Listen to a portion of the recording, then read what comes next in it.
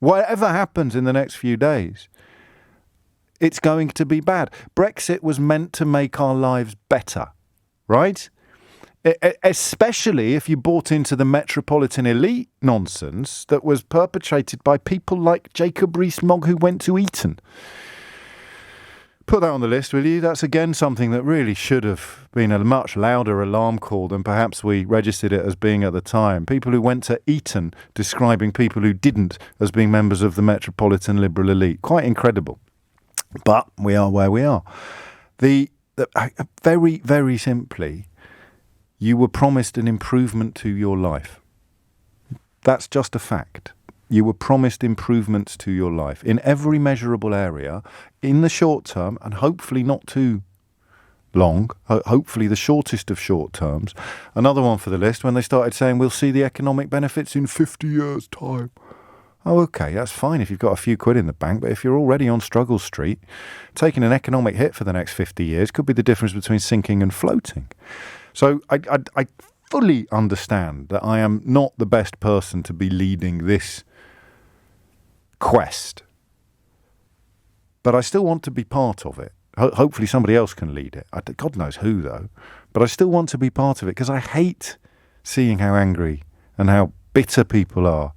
And I hate the knowledge that they've been made that way. Nobody's born like that. Nobody's ended up like that by accident. It's a conscious and deliberate effort to enrage you with false information. So, for example, now you're supposed to get cross with the National Trust because it wants to put the history of a historic house in the actual historic house.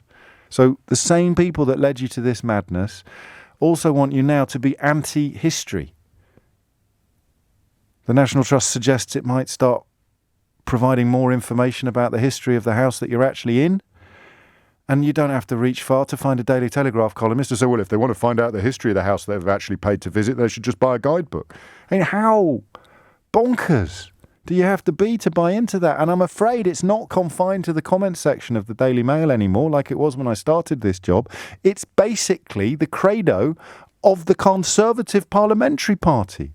It's full of people who believe this stuff. People who believe that if you give food vouchers to the parents of hungry children, they'll spend them in brothels and crack dens. This actually now gets said in public by politicians. This is what Brexit has done to us. Because until you acknowledge that they were wrong, I'm not even going to say lying, until you acknowledge that they were wrong, they will carry on. So you have huge objections to the fact that there's not going to be an audience sing-along at an event that doesn't have an audience. To go back to the last night of the proms, just stop and listen to my words. Ken and everybody like Ken. They're trying to make you angry about that now. There's no audience sing-along at an event that doesn't have an audience. They're publishing the history of a house in the actual house. Black Lives Matter is a Marxist movement that wants to defund the police, and everybody who believes that Black Lives Matter or that racism exists are somehow calling for a collapse of civilization. These are just lies. It's just not true. What have you done this week? Oh, I've been sticking up for the football fans that actually boo the anti-racist endeavours on the pitch. You've been doing what? I've been sticking up for the football fans that boo the anti-racist endeavours on the actual... Okay, right. And where did you stand on the Brexit vote? It's not exactly difficult to knit it together, is it? What have you been doing? I'm very, very opposed to feeding hungry school children during the school holidays. And how did you vote during the Brexit campaign? You see, they've just turned the anger that you were directing at Brussels, now that you are slowly waking up to the fact that Brussels didn't deserve any of that anger, they have to find new places to put it. Which is why they're telling you to get angry about there not being any audience sing-alongs at an event with no audience.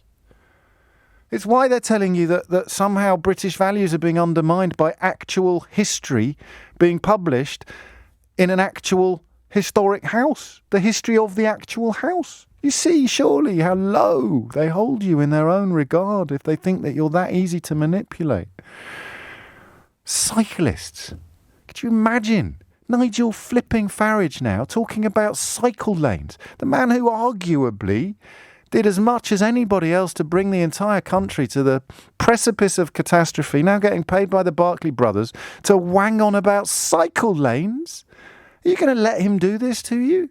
You're going to take the anger that was fermented over decades and directed towards our friends, neighbours and allies in Europe, and now you realise that that anger was built on lies and nonsense. You're going to transfer it, you're going to let them transfer it to cycle lanes and audience sing-alongs and historic houses and the National Trust and Black Lives Matter. You're going to end up sticking up for the actual racists in the crowd, booing the footballers who want to take a knee. God forbid they should do any public expression of a desire to eradicate racism. What else is on the list? Anything else on that list already yet? Because these will be the new bendy bananas, you see. These will be the new 3-pin plugs. At first glance, they can sound funny or even harmless. But then they get into the bloodstream of the nation, and 10, 15 years later, almost everybody believes arrant nonsense. Utter gibberish. Complete bilge. Boris Johnson has become Prime Minister on the back of a career dedicated to publishing bilge, to lying about what the European Union member... You never would have heard his name if he hadn't stumbled accidentally, having been fired from the Times for making up quotes from his own godfather and turning up on the Daily Telegraph, being sent to Brussels and stumbling upon a wonderful tactic for the Daily Telegraph readership that involved telling them lies about the European Union, selling them tickets for the ghost train, and then sitting back and counting the cash as everybody started screaming in horror and desperately trying to get out of the ghost train, where all the ghosts were made of papier-mâché and old egg boxes. And now we're here. We're right up against it. They're not going to say sorry to you, are they? They're going to tell you to start getting cross about footballers. They're not going to say sorry to you. They're not going to say we messed this up. They're going to start encouraging you to get angry with the National Trust. They're not going to say sorry to you. They're going to tell you that school meal vouchers get spent in crack dens and brothels. They're not going to say sorry to you. They're going to tell you that cyclists are the new enemy and that Black Lives Matter is some sort of... do you know what the best evidence is of the bogusness of that? Just ask them to name the people we should avoid. Next time you hear someone wanging on about Black Lives Matter while pretending that it's not actually the eradication of racism that they're spooked by, just ask them to name the people that we should avoid. So who is it then? Who are the fully paid up members and leaders of the Black Lives Matter movement? Because right now I'm looking at people like the owner of Colchester publishing a really powerful piece about why he doesn't want season ticket holders in his ground if they're going to boo the Black Lives Matter protest, the Black Lives Matter moment. Who are the leaders of this incredibly powerful group that is dedicated to dismantling democracy? Yeah, you see? They still treat you like idiots. They still think you're dumb. A little bit of xenophobic stoking, a little bit of poking, a little bit of provoking. And they'll just move your fury from Brussels and the European Union and Angela Merkel and Michel Barnier. They'll move it from there and they'll stick it somewhere else. And it'll be just as dishonest. It'll be just as damaging and it'll be just as dangerous. But do you know what? They'll get richer. They'll get more famous. They'll get more pats on the back of the billionaires that own the newspapers that they write for, while the whole country is unnecessarily and avoidably led into decline. And the final thing they'll do, those of us who mourn what we've lost, we're the ones that don't love our country enough, you see. Those of us who point at the bruises and say, why have we done this to ourselves? We're the ones that don't love ourselves enough. Those of us who point with laser-like clarity to every single thing I've just described to you as an appalling assault upon and affront to British people, British values and British history. They will accuse us of not being patriotic.